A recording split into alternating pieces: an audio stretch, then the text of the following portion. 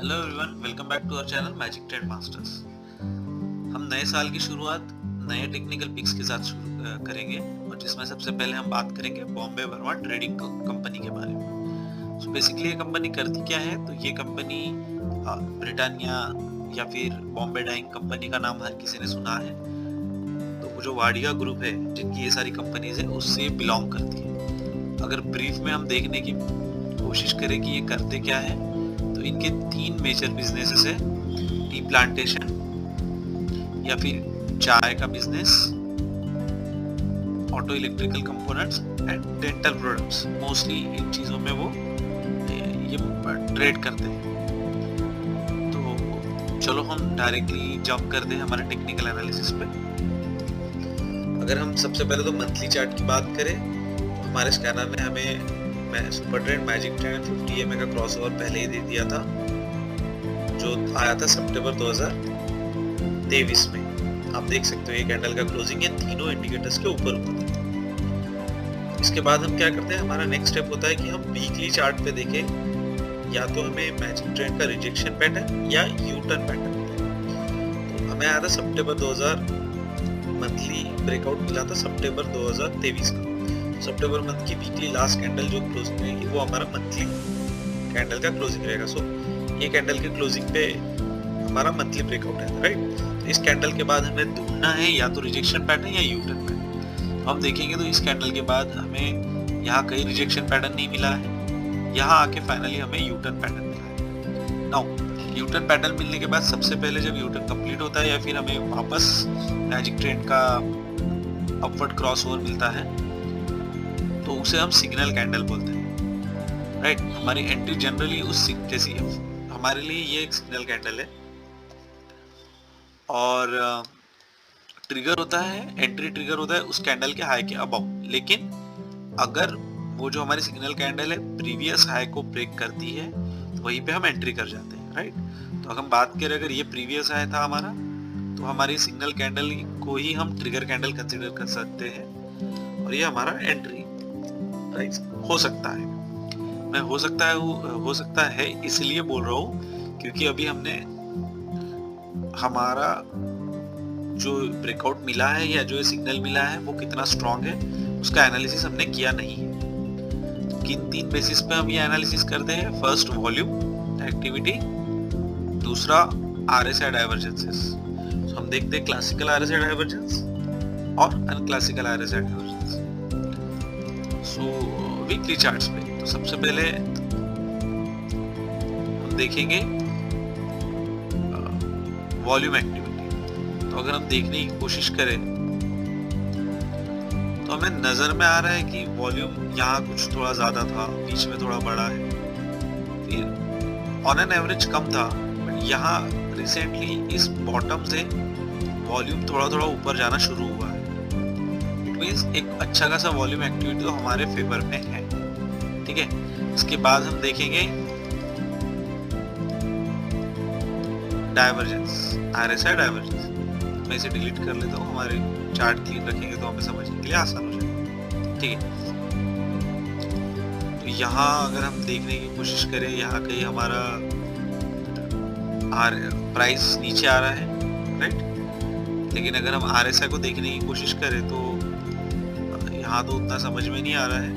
लेकिन अगर हम इस बॉटम के साथ कंपेयर करें तो क्लियरली हम देख सकते हैं कि RSI डाइवर्जेंस है। हमें RSI डाइवर्जेंस बेसिकली यही मिल गया था, क्लासिकल RSI डाइवर्जेंस, जो आगे कंटिन्यू नहीं हुआ, ठीक है। अब हम नॉन क्लासिकल या अनक्लासिकल RSI डाइवर्जेंस की बात करेंगे। तो अगर हम देखें, अगर इस पिक को हम कंसीडर करके चले प्राइस के, उसका करस्पॉन्डिंग RSI का पिक ये है। तो हम अगर यहाँ पे एक हॉरिजॉन्टल लाइन निकाल ले तो हम देख सकते हैं कि इस RSI के पिक को क्रॉस ओवर रूप मिला है यहाँ पे इस कैंडल पे, राइट। लेकिन अगर हम करस्पॉन्डिंग प्राइस की बात करें तो ऑलमोस्ट सेम है या इवन नीचे है, राइट। तो हम क्या देख सकते हैं कि अगर हम इन दो लाइंस की बात करें तो प्राइस ऑलमोस्ट सेम है या थोड़ा नीचे है, लेकिन RSI ऊपर जा रहा है। सो ये सजेस्ट करता है अनक्लासिकल RSI डाइवर्जेंस। तीन में से हम 2 पॉइंट्स हमारे फेवर में है, जिसमें से एक स्ट्रॉन्ग होता है वॉल्यूम, जो होना जरूरी होता है। तो वॉल्यूम का एक अच्छा खासा एक्टिविटी हमें मिला है बॉटम साइड पे, साथ में अनक्लासिकल RSI divergence and classical RSI divergence जो कुछ हफ्ते महीने पहले मिला था, जो सस्टेन नहीं कर पाया, फॉलोड बाय अनक्लासिकल RSI डाइवर्जेंस। तो एक अच्छा सिग्नल है। और अगर हम इस PBTC के चार्ट की अगर बात करें, एक प्रीवियस इनकी जो रैलीज आई थी, रैलीज की अगर हम देखने की कोशिश करें, कितना परसेंट चली थी, हम वो देखने की कोशिश करें। तो प्रीवियसली यहाँ कहीं अगर ब्रेकआउट मिला था, ऐसे कंसिडर करके चले, उसके बाद स्टॉक ने देख सकते हैं 600-700% का रिटर्न दिया था, रैली दी थी। तो ये स्टॉक में उतना पोटेंशियल तो है कि अगर ब्रेकआउट देता है तो चल सकता है। एक ब्रेकआउट को हम कंसिडर कर ले तो छोटा अगर ब्रेकआउट भी कंसिडर करें तो भी 277% यहाँ पे था। अगर हम इसके बाद अगर कोई ब्रेकआउट मिला था, ऐसे कंसिडर करके चलेंगे, उसके बाद भी ऑलमोस्ट 200% के आसपास रैली दिया है स्टॉक ने। तो एक अच्छी कंपनी का स्टॉक है, पोटेंशियल रखता है कि रैली दे सके। ठीक है, चलो अभी हम देखते हैं कि हमारे स्टॉप लॉस एंड टारगेट्स क्या हो सकते हैं। तो हमने एंट्री तो हमने पहले ही बोल दी, एंट्री हमारी ये है। तो जो भी, या फिर हम कह सकते हैं कि जो रनिंग प्राइस है वो हमारा एंट्री है, बिकॉज ऑलरेडी एंट्री से थोड़ा ऊपर चल रहा है। थोड़ा RSI को हटा देंगे ताकि हमारा एनालिसिस आसान हो जाए। ओके, चलो तो ये हमारा एंट्री। जनरली हम लोग स्टॉप लॉस रखते हैं या तो U-टर्न से नीचे या फिर मेजर सुपर ट्रेंड से नीचे। मेजर सुपर ट्रेंड काफी नीचे आ रहा है 33%।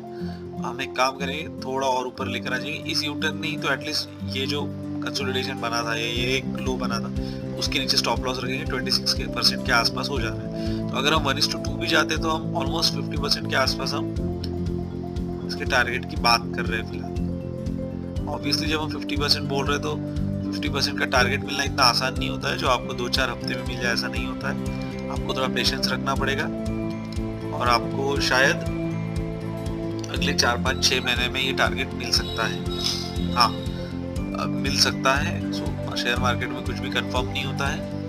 हम हमारी प्रोबेबिलिटीज बढ़ाते हैं एनालिसिस के साथ। तो यहाँ आपको करना क्या है, आपको ये मेजर सुपर ट्रेंड, जैसा मेजर सुपर ट्रेंड ऊपर जाएगा, अगर स्टॉक ऊपर जाता है तो आपको मेजर सुपर ट्रेंड के नीचे थोड़ा सा बफर जोन रख के, 1-2% का जोन रख के, या फिर क्लोजिंग बेसिस पे प्राइस रख के, कैंडल का क्लोजिंग बेसिस अगर मेजर सुपर ट्रेंड के नीचे होता है तो उसे कंसीडर करके आपको आपका स्टॉप लॉस ट्रेल करते हुए ऊपर जाना है आपकी टारगेट की तरफ। अगर आपको टारगेट मिल जाता है और आपको लगता है कि इसमें पोटेंशियल बचा है, तो आप वहाँ पे कुछ 50-60-70% स्टॉक्स को सेल करके बचे हुए स्टॉक्स छोड़ सकते हो ट्रेल करने के लिए।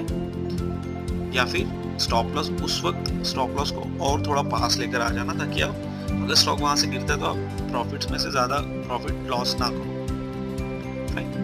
So this is all about Bombay Burma Trading Company. Entry price around 1600 रुपए के आसपास। स्टॉप लॉस हमारा बन रहा है 1150 के आसपास। टारगेट हम कर रहे हैं 2300 से 2400 के बीच में। Thank you all and happy investing.